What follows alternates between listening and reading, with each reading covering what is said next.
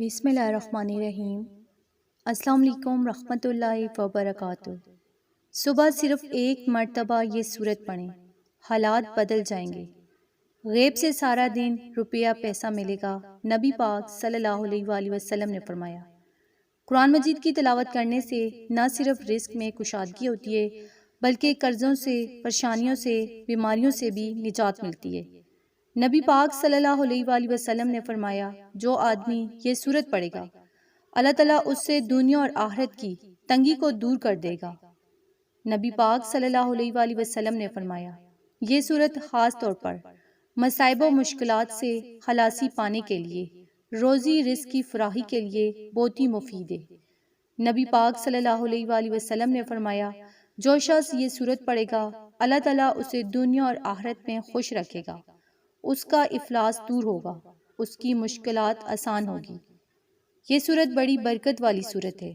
یہ وہ سورت ہے جو گھر میں برکت لاتی ہے، گھر سے ہر بری بلا کو دور کر دیتی ہے، ہر مصیبت کو، ہر پریشانی کو دور کر دیتی ہے۔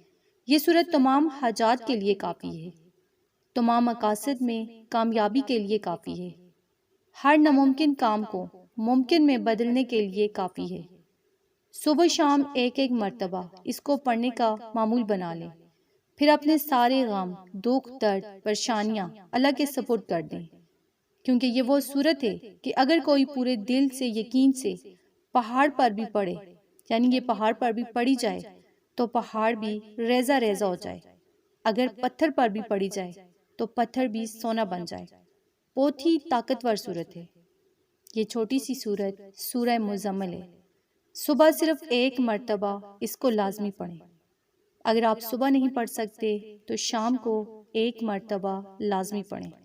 اس سورت کو اپنی زندگی کا حصہ بنا لیں، کم از کم ایک مرتبہ صبح، دن میں، رات کو لازمی پڑھیں۔